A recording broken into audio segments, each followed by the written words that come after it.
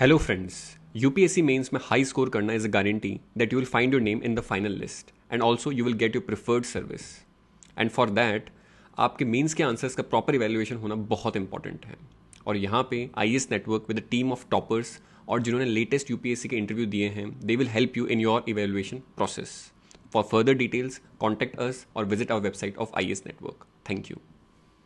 Hello everyone, my name is Diksha Singh Rathore. I got through the Madhya Pradesh Civil Judge Phase 2 examination with second rank, and I've completed my BLLB honours from Rajiv Gandhi National University of Law, Punjab in July 2020, and since August 2020 I started my preparation for Madhya Pradesh Judicial Services. For that I've taken help from Shukla Law Academy, which is in Bhopal, and this was my very first attempt. So in this video, with the help of Delhi Knowledge Track, I'll share my preparation strategies, the books that I've referred and various internet sources that have helped me in my journey. So as my preparation was Madhya Pradesh specific only, so are my strategies. So let us come to the exam pattern. Madhya Pradesh examination 3 stages में होता है. The first stage is preliminary examination, second stage जो है वो mains examination है, and third stage is the interview. Preliminary examination एक qualifying examination होता है जो 150 मार्क्स का होता है. इसमें 2 आवर्स हमें दिए जाते हैं एग्ज़ाम कंप्लीट करने के लिए, एंड इसमें कोई नेगेटिव मार्किंग नहीं होती है. क्वेश्चंस 110 जो मल्टीपल चॉइस क्वेश्चंस आते हैं ये लॉ सब्जेक्ट्स से आते हैं, 20 जनरल नॉलेज से आते हैं, 10 English awareness and 10 questions from computer awareness. Let us start with the general knowledge first. तो जनरल नॉलेज के लिए हम 3 ब्रॉड कैटेगरीज में डिवाइड कर देते हैं. जो पहला कैटेगरी है वो करंट अफेयर्स है, second is general awareness, and third category is Madhya Pradesh specific general knowledge. तो करंट अफेयर्स के लिए आप एक चीज़ कर सकते हैं जो मुझे बहुत हेल्प करी थी कि you can prepare a diary जिसमें आप डेली अपने हेडलाइनर्स एंड जो इम्पॉर्टेंट अकरेंसेस हो रहे हैं वो आप लिख सकते हैं. तो उसके लिए मैंने द हिंदू न्यूज़पेपर को रेफ़र किया था, एंड हिंदी के लिए दैनिक भास्कर न्यूज़पेपर को मैंने रेफ़र किया था. प्रतियोगिता दर्पण की ईयरली हैंडबुक आती थी, उसको मैंने रेफ़र किया था, एंड उसने मुझे काफ़ी हद तक हेल्प किया है. बहुत सारे इंटरनेट सोर्सेज भी थे जिनको मैंने रेफ़र किया था. तो पहला था GK टुडे जो मेरा प्राइमरी सोर्स रहा है, एंड इस पे आपको मल्टीपल चॉइस क्वेश्चंस भी करने को मिलते हैं डेली बेसिस पे. जागरण जोश एक सेकेंड इंटरनेट सोर्स था, एंड दृष्टि IAS के PDFs अवेलेबल होते हैं जो फ्री ऑफ कॉस्ट रहते हैं, जिसमें मंथली आपको उनके डिटेल में करंट अफेयर्स मिलते हैं जिसको आप शॉर्ट में, क्योंकि जुडिशल सर्विसेज में इतने डेप्थ में नहीं पूछते हैं, तो बिल्कुल सुपरफ्लुअस तरीके से आप ऊपर से अपने हेडलाइनर्स प्रिपेयर कर लीजिए मंथली. इनको ही आपको रीड करना है एंड रिवाइज़ करना है, इससे काफ़ी हद तक आपको हेल्प मिलेगी. सेकेंड कैटेगरी जो है वो जनरल अवेयरनेस है. इसके लिए आप ल्यूसेंट बुक को रेफ़र कर सकते हैं, जिसमें सबसे पहले आपको ancient history, medieval history and modern history पे फोकस करना है. इनको करने के बाद आप ज्योग्राफी पे फोकस करें. ज्योग्राफी में कुछ स्पेसिफिक चीज़ें हैं जो आप फोकस कर सकते हैं अगर आप पूरा नहीं पढ़ सकते इन डेप्थ, अगर आपके पास टाइम कंस्ट्रेंट्स हैं. तो कुछ चीज़ें हैं जैसे river system in India, important places in national parks, dams, ये कौन से रिवर पे कंस्ट्रक्टेड हैं, कहाँ पर कंस्ट्रक्टेड हैं, इम्पॉर्टेंट एयरपोर्ट्स जो इंडिया में हैं, एंड आप इसके साथ साथ टर्मिनोलॉजीज़ पे फोकस करें. आप करंट अफेयर्स इस तरीके से पढ़ें कि आप उसको इन चीज़ों से रिलेट कर सकें कि कोई अगर नया डैम कंस्ट्रक्ट हुआ है तो वो करंट अफेयर्स एंड स्टैटिक दोनों का पार्ट फॉर्म हो जाएगा. तो आपको अपनी ब्रॉडर एस्पेक्ट लेके कंटिन्यू करना है स्टडीज़. उसके बाद आप ल्यूसेंट में ही साइंस आप पढ़ सकते हैं, जिसमें मैंने स्पेशल फोकस दिया था बायोलॉजी को, बिकॉज कोविड एट प्राइम था अपने उस वक्त. तो बायोलॉजी पे आप फोकस करें, विटामिन्स की डेफिशिएंसी, ये सब चीज़ों पे आप फोकस करेंगे तो वो बेनिफिशियल रहेगा आपके लिए. उसके साथ साथ मिसलेनियस जो ल्यूसेंट में दिया गया है, like first personalities both in main and women, आप कॉम्पिटिशन्स जो रहते हैं बहुत सारे उनके बारे में, बुक्स, ऑथर्स, इन सब को आप देख सकते हैं, वो आपके लिए सफिशिएंट रहेगा वो बुक का. Now coming to Madhya Pradesh specific general knowledge. Madhya Pradesh specific general knowledge के लिए आप Arihant know your state book refer कर सकते हैं. इसमें आपको एक कंप्लीट कॉम्प्रहेंसिव मध्य प्रदेश की हिस्ट्री से लेके ज्योग्राफी एंड जो कुछ भी मध्य प्रदेश में करेंट अफेयर्स तक इंक्लूडेड है तो आप इस पर स्पेशल फोकस दे सकते हैं। मध्य प्रदेश का फॉर्मेशन कब हुआ, रीफॉर्मेशन कब हुआ, मध्य प्रदेश की कैपिटल फॉर्मेशन से पहले कौन सी सिटी थी, एंड इसके साथ साथ आप मध्य प्रदेश को और किन नेम्स से जाना चाहता है, इनको भी आप फोकस कर सकते हैं, क्योंकि ये क्वेश्चंस प्रीवियस ईयर्स में पूछे जा चुके हैं। आप इसके साथ साथ हिस्ट्री पे फोकस करिए मध्य प्रदेश की, कि यहाँ पे कौन सी डायनेस्टीज़ थी, उनके रूलर्स कौन थे, एंड मध्य प्रदेश का इन्वॉल्वमेंट इंडियन फ्रीडम मूवमेंट में किस तरह रहा है। ये कुछ चीज़ें हैं जो आपको हिस्ट्री में फ़ोकस करनी चाहिए। उसके साथ साथ आप मध्य प्रदेश में इम्पॉर्टेंट प्लेसेस, टूरिस्ट प्लेसेस जो भी है, यहाँ पे इंस्टीट्यूशंस, जो भी इम्पॉर्टेंट इंस्टीट्यूशंस हैं, वो सब चीज़ें आप फोकस करें। इसके साथ साथ मध्य प्रदेश को हम tribal state, it is famous for diamond as well as for tribes tigers. तो इससे आप कुछ क्वेश्चंस उस बुक में दिए हुए हैं, आप पढ़ें इन्हें। इससे क्वेश्चंस फॉर्म हुए भी हैं पिछली बार और होंगे भी। ज्योग्राफी पे आप स्पेशल फोकस करें मध्य प्रदेश की, रिवर सिस्टम्स पे आप फोकस करें, national parks, wild life centuries, ये कौन सी डिस्ट्रिक्ट में लोकेटेड है, ये सब आप डेफिनेटली इस बुक से पढ़ेंगे, आपको हेल्प करेगा आपके प्रिलिमिनरी एग्जामिनेशंस में। Now coming to computer awareness, तो कंप्यूटर अवेयरनेस 10 मार्क्स की मध्य प्रदेश में पूछी जाती है, एंड इसमें आप पहले तो प्रीवियस ईयर्स पेपर को एनालाइज करें कि किस तरीके के क्वेश्चंस आते हैं। उसके बाद अब कंप्यूटर अवेयरनेस पे अरिहंत की एक छोटी बुक आती है, आप उसे रेफ़र करें। इस बुक में प्रैक्टिस सेट्स भी दिए हुए हैं, एंड बहुत सारे क्वेश्चंस इस बुक के थ्रू ही आते हैं, तो आपके लिए ये बुक सफिशिएंट रहेगी। एंड इंग्लिश जो कि 10 मार्क्स की आती है, ये बेसिक इंग्लिश होती है। इंग्लिश के लिए आपको फोकस करना है तो आप रेनन मार्टिन की बुक रेफ़र कर सकते हैं, लेकिन मैंने इस पर्टिकुलर टॉपिक के लिए कोई बुक रेफ़र नहीं की थी, बिकॉज इससे मैंने प्रीवियस ईयर से एनालाइज कर लिया था कि ये बेसिक इंग्लिश आती है। Now coming to law questions जो 110 मार्क्स के आते हैं, एंड लॉ क्वेश्चंस आप दो तरीके से पढ़ सकते हैं, या तो दो तरीके से प्रिपरेशन होगी। फर्स्ट प्रिपरेशन जो प्रिलिमिनरी एग्जामिनेशन स्पेसिफिक रहती है, एंड सेकंड आप मेंस के कंटिन्यूएशन में ही पढ़ते हैं। तो जब आप प्रिलिमिनरी के लिए पढ़ते हैं तो उसके लिए मैं कुछ सजेशंस दे सकती हूँ आपको, जैसे कि आप अपने बैरेक्ट पे फोकस रखें, क्योंकि ऑलमोस्ट 80% जो आपका सिलेबस कवर होगा वो बैरेक्ट से कवर होगा। तो बैरेक्ट की थरो रीडिंग करें, सेक्शन 1 से एकदम एंड तक हर सेक्शन को रीड करें। उसके साथ साथ आप कुछ स्पेसिफिक चीज़ें कर सकते हैं, जैसे कि आप अपनी एक डायरी फॉर्म करें जिसमें आप रीसेंट जजमेंट्स लिखें। रीसेंट जजमेंट्स 2-3 साल पहले तक के होने चाहिए आपके पास, और ये क्योंकि ट्रेडिशन ये एक आप एनालाइज करेंगे अगर पेपर्स, तो आपको पता चलेगा कि प्रीवियस ईयर्स में landmark judgements as well as recent judgements दोनों पूछे जाते हैं। तो आप ये करें। आप एनैक्टमेंट डेट, कमेंसमेंट डेट पे फोकस करें, सेक्शन 1 भी पढ़ें, क्योंकि प्रिलिमिनरी एग्जामिनेशन में सेक्शन 1 से भी बहुत क्वेश्चंस पूछे जाते हैं। उसके साथ साथ क्योंकि मेरी प्रेपरेशन मेंस की तरीके से रही थी, मैंने कोई सेक्लूड नहीं किया था अपनी स्टेजेस को, तो मेरा जो नोट्स प्रिपरेशन चल रही थी वो मेंस के तरीके से चल रही थी। तो मुझको कुछ स्पेसिफिक चीज़ें करनी थी प्रिलिमिनरी एग्जामिनेशन के लिए, जो कि पहली थी ऑब्जेक्टिव सॉल्व करना। तो आप जैसे जैसे आपका सिलेबस ख़त्म होता जाए, टॉपिक्स ख़त्म होते जाएं, आप ऑब्जेक्टिव्स क्वेश्चन सॉल्व करिए। उसके लिए आप सिंगल्स बुक को रेफ़र कर सकते हैं। इसमें subject wise and topic wise आपके ऑब्जेक्टिव्स मिलेंगे। आप प्रीवियस ईयर्स के क्वेश्चंस सॉल्व करें, जो सिंगल्स में प्रीवियस ईयर के कंसोलिडेटेड बुक है, डिफरेंट स्टेट्स के भी उसमें पेपर्स हैं, आप उसको भी सॉल्व कर सकते हैं। उससे एक अच्छा आइडिया आपको मिलेगा कि किस तरीके के क्वेश्चंस पूछे जाते हैं प्रिलिमिनरी एग्जामिनेशंस में। उसके साथ साथ मैंने बैरेक्ट की थरो रीडिंग करी थी। इट्स वॉज नॉट वंस और ट्वाइस, लाइक कंटिन्यूएशन में आपको रीड करना है। आपका रिविज़न हमेशा चलता रहना चाहिए। आप कुछ नया पढ़ें तो आपका पिछला भी आपका सॉलिड होता जाए वो चीज़। तो रिविज़न आप करें, बैरेक्ट पे फोकस करें, जजमेंट्स लिखें, रीसेंट अमेंडमेंट्स कुछ हुए हैं, इनफैक्ट पुराने अमेंडमेंट्स भी प्रिलिमिनरी एग्जामिनेशन के लिए आप वो भी अच्छे से प्रिपेयर करें। अब हम मेंस की स्टेज पर आते हैं, जो कि मेंस का एग्ज़ाम 4 पार्ट्स में होता है। चारों पेपर 100 मार्क्स के होते हैं और चारों ही पेपर को 3 आवर्स आपको मिलेंगे कंप्लीट करने के लिए। हेलो फ्रेंड्स, यूपीएससी मेंस में हाई स्कोर करना is a guarantee that you will find your name in the final list and also you will get your preferred service. And for that आपके mains के answers का proper evaluation होना बहुत important है। और यहाँ पे IAS network with a team of toppers और जिन्होंने लेटेस्ट यूपीएससी के इंटरव्यू दिए हैं, they will help you in your evaluation process. For further details contact us और visit our website of IAS network. Thank you. तो mains examination 4 parts में होगा. Part 1, part 2, part 3 and part 4.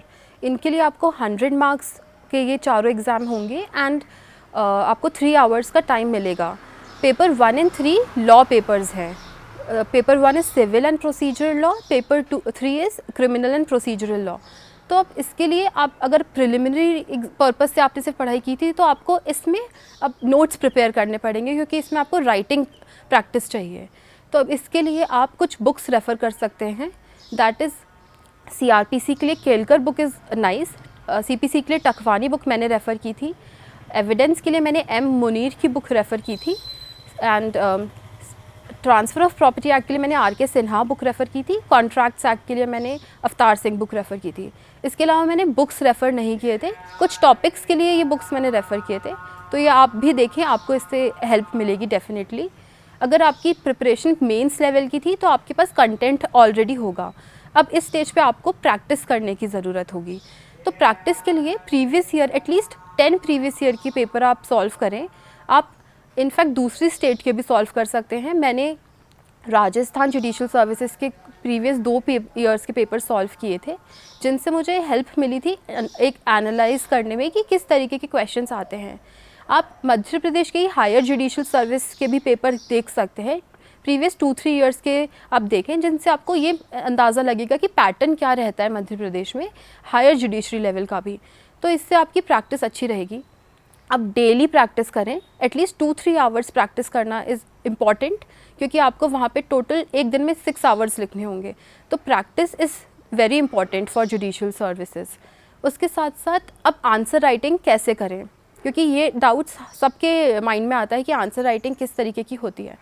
तो I will suggest कि आप अपना एक unique pattern follow करें. जो सब फॉलो कर रहे हैं ज़रूरी नहीं कि वो सही हो. तो सबसे पहले आपको एक सिस्टमैटिक आंसर बनाना है कि एक सिस्टम के थ्रू चले, पूरे पेपर में यूनिफॉर्मिटी हो. तो आप सबसे पहले अपना इंट्रोडक्शन दें. इंट्रोडक्शन देने के साथ साथ आप उसको बहुत ही शॉर्ट रखें, डिटेल में नहीं. आपको कुछ एक्स्ट्रा उसमें नॉलेज है उस टॉपिक में, तो वो भी आप इंट्रोडक्शन में 1-2 लाइन में लिख सकते हैं. उसके साथ आप अपना हेडिंग दीजिए जो आप आंसर लिखना स्टार्ट कर रहे हैं. आप अंडरलाइन करिए इंपॉर्टेंट चीज़ों को और बहुत ही ऑब्जेक्टिवली आप लिखें. कि अगर आपसे कोई क्वेश्चन पूछा है, फॉर एग्जांपल थेफ्ट डिफाइन करें and differentiate it with extortion, तो आप अपना सेक्शन लिखें, आप डेफिनेशन लिखें एंड आप डायरेक्ट डिफरेंस पे आ जाएं. आप अगर आपसे कोई स्पेसिफिक चीज़ नहीं पूछी है तो आप उसमें टाइम वेस्ट ना करें. अपना एक बहुत ही ऑब्जेक्टिव आंसर लिखें, to the point. And preferable ये रहेगा कि आप पॉइंटर्स में अपने आंसर दीजिए एंड लास्ट में कंक्लूजन करें. तो आप अपना एक पैटर्न फॉलो करें, आप उसी पे स्टिक करें और उसी पे प्रैक्टिस करें. अपने मेंटोर्स या टीचर्स को आप दिखाइए ज़रूर अपने आंसर्स एंड आप उनके सजेशंस फॉलो करके इस तरीके से प्रैक्टिस करें एंड आगे उसको कंटिन्यूएशन में करते जाएं एटलीस्ट 2-3 आवर्स डेली. अब ये हो गया हमारा पेपर 1 एंड 3. अब paper 2 is language and translation, जिसमें ऐसे राइटिंग होती है, ट्रांसलेशन होता है एंड समराइजेशन होता है. तो 30 मार्क्स के सोशल ऐसे पे आपको लिखना होता है. तो इसकी कोई वर्ड लिमिट स्पेसिफाइड नहीं है, बट मैंने 500 वर्ड्स लिमिट में अपना ऐसे आंसर प्रैक्टिस किया था एंड वैसे ही एग्ज़ामिनेशन में भी लिखा था. आप बहुत सारे सोर्सेज यूज़ कर सकते हैं, जैसे कि आप बुक्स मिलते हैं मार्केट में, 151 एसेज बहुत सारी पब्लिकेशंस की मिलती हैं. वो एक जनरल आइडिया लेने के लिए ठीक है, बट अपना कंटेंट आपको खुद ही चूज़ करना है. तो अब बहुत सारे इंटरनेट सोर्सेज अवेलेबल हैं, जैसे कि दृष्टि IAS के ऑलमोस्ट हर टॉपिक पे आपको एक ऐसे मिल जाएगा. तो आप अपने पॉइंटर्स प्रिपेयर करें. ट्रेडिशनल टॉपिक हो गए, करेंट टॉपिक हो गए, रीसेंट लीगल डेवलपमेंट्स हो गए, इन सब पे आप अपने प्रिपेयर करिए पॉइंट्स. एंड एक एडवाइस रहेगी कि आप हर टॉपिक का एक कोटेशन तो एटलीस्ट कर लीजिए लर्न, क्योंकि इससे आप ऐसे स्टार्ट करेंगे कोटेशन से तो बहुत अच्छा इंप्रेशन पड़ता है. एंड 5-6 एसेज भी आप प्रैक्टिस करेंगे अगर इस ड्यूरेशन में, तो ये सफिशिएंट रहेगा आपके लिए आगे एग्जामिनेशन में. लीगल एसेज पे प्रीवियस ईयर के आप ऐसे एनालाइज करें, उससे आपको समझ में आएगा कि कॉन्स्टिट्यूशन बेस्ड एसेज आते हैं, मीडिएशन, आर्बिट्रेशन, लोक अदालत, इन पे भी आ सकते हैं. एंड जो रीसेंट लीगल डेवलपमेंट्स चल रहे होते हैं उस वक्त, उस पे भी एसेज पूछे जाते हैं. तो आप अपनी कॉन्स्टिट्यूशन अच्छी करें, क्योंकि ऐसे उस पर बेस्ड आ सकते हैं. एंड आप लीगल जो भी रिसेंट डेवलपमेंट्स हैं तो आप उसको उस पर पॉइंटर्स प्रिपेयर करते जाइए। केसेस के नाम भी आप इस एसेज में डाल सकते हैं। मैंने अपने ऐसे में रिसेंट जो केसेस थे उनके नाम भी डाले थे। तो इस तरीके से आपका ऐसे अच्छा रहेगा। ऐसे आप पैराग्राफ्स में लिखें तो ज़्यादा अच्छा रहता है, पॉइंटर्स में ऐसे लिखना सजेस्ट नहीं किया जाता। तो आप इस तरीके से ये फॉलो करें। उसके बाद जो बहुत ही इम्पॉर्टेंट चीज़ है वो है ट्रांसलेशन। अब ट्रांसलेशन 30 मार्क्स की आती है, 15 for Hindi to English and 15 for English to Hindi. तो आप ये इसके लिए सबसे इम्पॉर्टेंट चीज़ है वोकैब्युलरी आपकी स्ट्रॉन्ग हो। तो वोकैब्युलरी स्ट्रॉन्ग करने के लिए सबसे पहले आप एक डायरी फॉर्म करें, अपनी पर्सनल डिक्शनरी। उसमें आप जब पढ़ रहे होते हैं तब भी आप उसके हिंदी वर्ड्स लिखते जाइए for English medium students, and Hindi medium students अपने उन हिंदी वर्ड्स के इंग्लिश वर्ड्स लिखते जाइए। इसको आप जब स्टार्टिंग से लिखते रहेंगे और रिवाइज़ करेंगे तो आपको बहुत हेल्प मिलेगी। इसके साथ साथ एक पीडीएफ है सरल शब्दावली की, आप गूगल करें आपको पीडीएफ मिल जाएगी। ये एक डिक्शनरी के फॉर्म में है, आप इसको देखें, आप इसमें इंपॉर्टेंट वर्ड्स सर्च करें जो आपको लगते हों एंड आप उसको अपनी डायरी में लिखें एंड आप लर्न करना स्टार्ट कर दीजिए। डेली 40-50 वर्ड्स आप लर्न करेंगे तो आपकी ईयर एंड तक बहुत ही अच्छी वोकैबुलरी हो जाएगी। उसके साथ साथ आप एसएप एडू की एक बुक मैंने रेफ़र की थी, तो ये भी एक डिक्शनरी फॉर्म में बुक है जो आपको हेल्प करेगी। एंड प्रैक्टिस, तो प्रीवियस ईयर पेपर्स की आप प्रैक्टिस करें क्योंकि कई बार क्वेश्चंस रिपीट भी हो जाते हैं। तो आप प्रैक्टिस करेंगे। एट स्टार्ट आपको लगेगा कि डिफ़िकल्ट है ट्रांसलेशन थोड़ा, बट आप जैसे जैसे प्रैक्टिस करेंगे तो ये ईजी होता जाएगा। उसके साथ साथ एक पूजा पब्लिकेशन की बुक मैंने प्रैक्टिस सेट्स रेफ़र किए थे, तो उससे काफ़ी हेल्प मिली थी। तो आप भी अगर आपको प्रैक्टिस करनी हो तो वो सॉल्व्ड सेट्स थे, आप उनसे प्रैक्टिस कर सकते हैं। नाउ कमिंग टू समराइजेशन, तो समराइजेशन 20 मार्क्स का आता है एंड आई थिंक कि सिर्फ प्रीवियस ईयर के पेपर आप देख लें एंड सॉल्व कर लें तो उससे समराइजेशन तो सफिशिएंट है, उसके लिए आपको ज़्यादा मेहनत करने की ज़रूरत नहीं। जो मेहनत करने की ज़रूरत आपको पड़ेगी वो पड़ेगी आपको पेपर 4 में, जजमेंट राइटिंग, क्योंकि ये बिल्कुल ही न्यू कॉन्सेप्ट आएगा अब।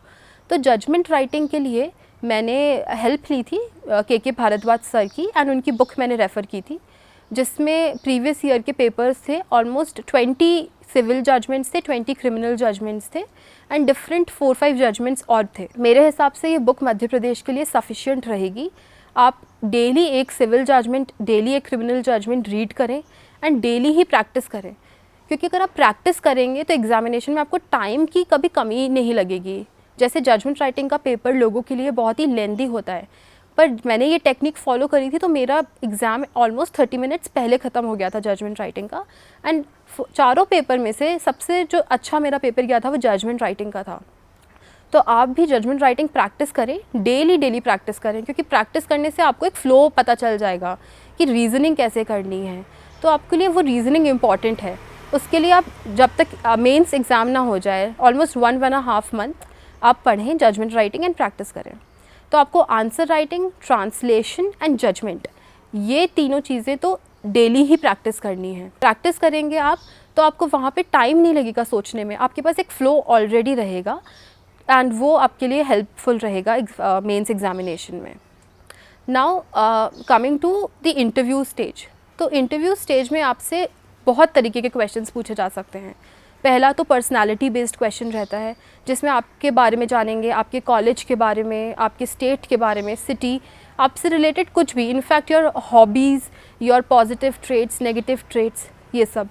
सेकंड सेट के क्वेश्चंस जो आएंगे वो आएंगे डायरेक्ट लीगल क्वेश्चंस, जिसमें आपने जो पढ़ा है अभी तक पेपर 1 और 3 के लिए वह उस पर बेस्ड क्वेश्चंस होंगे।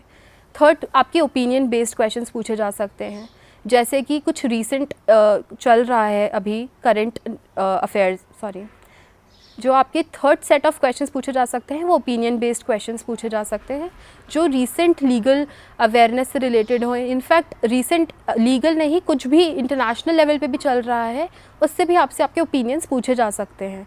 तो आपको अवेयर रहना है, आपकी करंट अफेयर्स एंड नॉलेज बहुत अप टू डेट रहना चाहिए, इनफैक्ट पेपर के दिन तक, क्योंकि कभी कभी ये भी पूछा गया है कैंडिडेट से कि उनके आज के न्यूज़पेपर में क्या चीज़ें आई हैं, तो आपको अपडेटेड रहना है। फोर्थ, आपसे पूछे जाएंगे प्रैक्टिकल क्वेश्चंस, जो लीगल का ही एप्लीकेशन बेस्ड होगा। तो ये 4 तरीके के क्वेश्चंस जनरली पूछे जाते हैं।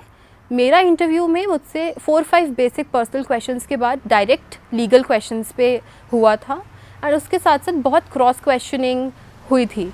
तो मेरा इंटरव्यू वाज ऑल लीगल, लेकिन बहुत सारे कैंडिडेट्स के इंटरव्यू ओपिनियन बेस्ड रहे हैं, पर्सनालिटी बेस्ड रहे हैं।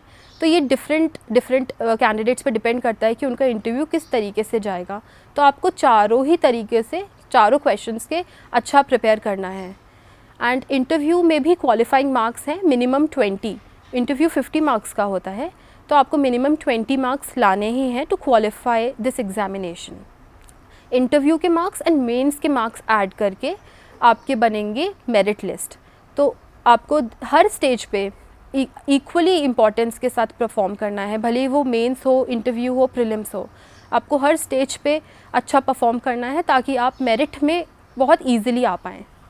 नाउ इतनी इस 1.5 ईयर की जर्नी से I have learned quite a few things that I would like to share with you all. तो फर्स्ट थिंग इज़ कि आप अपना गोल सेट कर लें कि आपको जुडिशियल सर्विसेज के लिए ही अप्लाई करना है। मैंने बहुत कैंडिडेट्स को देखा है जो डिफरेंट सर्विसेज में अप्लाई करने लगते हैं अगर यहाँ पे एक बार प्रीलिम्स ना निकले तो। लेकिन अगर आपने अपना गोल सेट कर लिया तो आप ज़रूर ये चीज़ अचीव कर सकते हैं बहुत ही अच्छी तरीके से। तो be clear in your mind, आप अपना गोल सेट करें। कुछ टिप्स हैं जो मैं आपको देना चाहूँगी, जैसे कि आप रिविज़न कंटिन्यूसली करें। Revision is the key to crack any examination. आप 1-2 बार पढ़े नहीं। इनफैक्ट अभी 26 अप्रैल को दिन रिज़ल्ट आया था, मैंने 8 o'clock तक अपना रिविज़न कंटिन्यू रखा था, क्योंकि आप अगर 1 बार 2 बार आपका मिस हो जाता है तो आप चीज़ों को भूलने लग जाते हैं। एंड आपको इतना फॉर्मल एग्जामिनेशन देना है तो आपको बहुत ही रिविज़न इज़ वेरी इंपॉर्टेंट। उसके बाद कंसिस्टेंसी। आप ऐसा नहीं कि 2 दिन पढ़ाई करें, 4 दिन ना करें। आपको हर दिन पढ़ना है, कुछ ना कुछ तो ज़रूर पढ़ना है। बीच में कुछ दिन होंगे जब आप नहीं पढ़ पाएंगे, बट उस दिन भी कोशिश करें आपकी कुछ नया आपको जानने को मिले, भले ही वो लीगल ना हो, करंट अफेयर्स हो, जनरल नॉलेज, कुछ तो आप पढ़ें ज़रूर। And the last thing that I would like to say is कि आप हार्ड वर्क करें, क्योंकि हार्ड वर्क विल ऑलवेज़ पे। तो आप अपना हार्ड वर्क कभी ना छोड़ें। भले ही पहली बार में अगर सफलता ना मिले, लेकिन सफलता ज़रूर मिलेगी अगर आप पूरी ऑनेस्टी के साथ एंड हार्ड वर्क के साथ अगर आप प्रिपेयर कर रहे हैं तो। So thank you and all the best.